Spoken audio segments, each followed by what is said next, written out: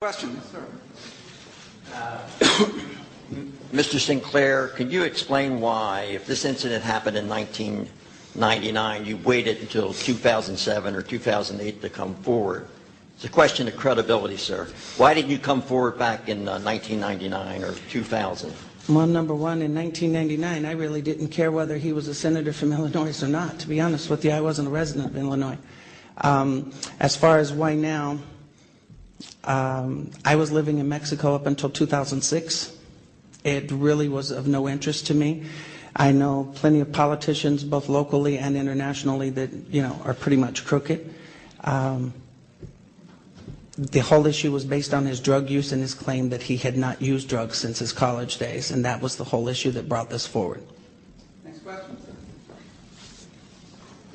Are you receiving any financial support for your efforts from anyone? And if so, do any of those people have connections to the Republican Party? I'm glad you asked that question. Number one, I am not connected with any party, Republican, Independent, Libertarian, Democratic, none. Nor are anybody that are contributing to the cost and the expense of this. Every penny that has gone to pay for this press conference, my travel expenses, have come from average American citizens, most of them actually, according to their own statements, are declared independents, in the sums of from $12.31 to $100 each. David Hutchins, American News Project. What is Veritas Federal Media, and what role do they have in renting this venue and the camera crew in back? The media company you just requested, what is it? It's exactly what I just answered this gentleman. It represents every individual person. It's not a company, in all honesty. It was established as an email address when I arrived here for the Democratic National Committee's bylaws and rules and bylaws. Okay, I did. Okay, it's not a company. It is nothing more than a name to represent all of the individuals across this country that have helped get this story out.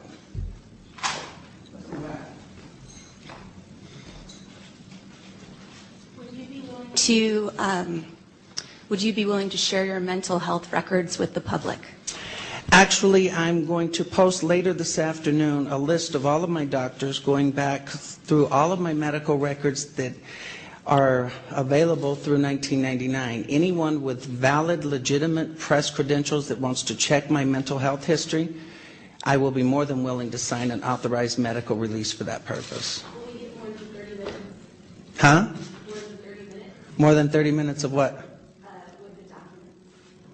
Well, actually, if you're valid press and you want me to release my psychiatric records, I'll release them to you as long as you pay for them. I have nothing to hide. Well, it was a joke. It was about McCain and the 30-minute. Oh, sorry. You can tell where I'm at today. Yes, Mr. Sinclair. Will you state whether you had sexual relations with any other politicians here today? Actually, your name has come up with Senator Larry Craig. For the record, I have not been engaged or involved with any other politician. In fact, at the time that I met Senator Obama, I had no idea that he was actually in Illinois politics.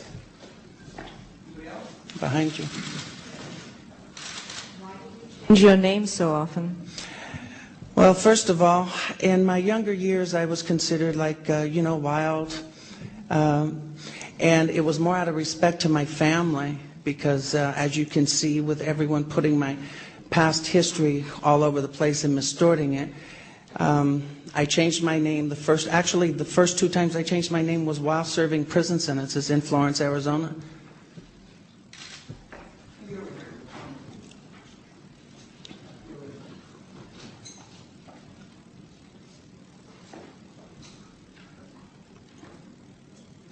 You said that he was introduced to you by name. You didn't know he was an Illinois politician. And why would he be introduced by his true name to you, and you would know that he was a politician over the years? How did you realize that it was him? I mean, because if he's going to engage in sex and drug taking and he's a renowned politician in Chicago, it strikes me as a little bit strange that they give you his real name through a limo driver. I mean, that story doesn't make a lot of sense to me. And how would you remember for 10 years when you lived away and then recognized him on TV, or how? Okay, first of all, yes, he was introduced to me by name, okay? He was introduced to me as Barack Obama. And as far as me not knowing that he was a politician locally, I was not a resident of Illinois. When I became aware of exactly who he was when he gave the keynote speech at the Democratic National Convention in 2004 while I was living in Mexico watching it on Sky TV. No, I did not say that. I told you he was, in fact, introduced to me by name. I have always stated that he was introduced to me as Barack Obama by the driver and by Barack Obama himself, sir. Always. Hey, Larry, how much did this whole event cost you? And what are you doing now for a living? Well, as far as anybody wanting to know the final expenses, I would have to check because I've had a few things changed in the last 24 hours. But as of Monday morning, I think it came to a total of $4,126.89. And what I do for a living, I am disabled permanently due to severe nerve damage and spinal injuries. And believe me, it's killing me standing up here this long, but I'll take the question anyway.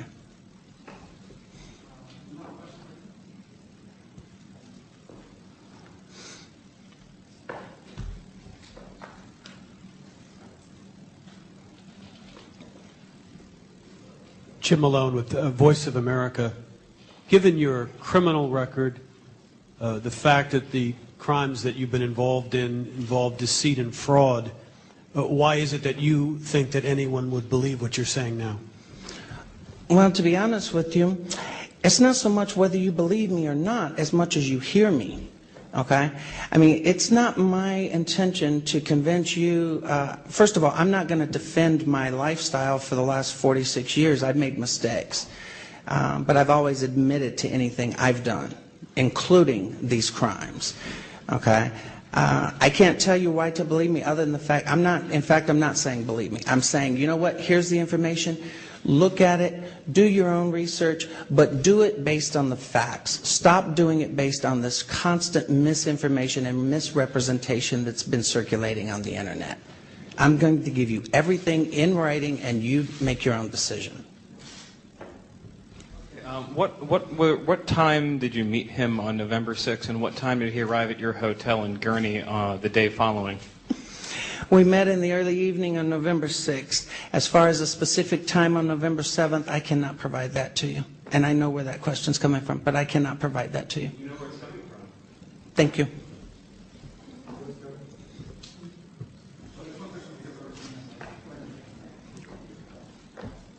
How, when, and where did you incur this permanent disabling nerve and spinal injury? Sacramento, California.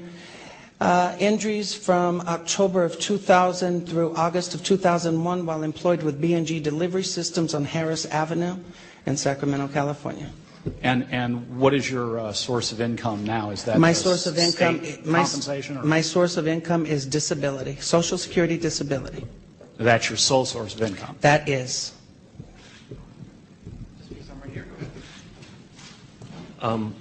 We all recall the claims and counterclaims and what happened with the Clinton allegations vis-a-vis Monica Lewinsky. Can you offer any physical evidence, any identifying physical features and so on that can support your claims? I have already announced that I would identify certain physical features, but I will not do it at this time. It will be posted later at the advice of my attorney after we've discussed the specifics.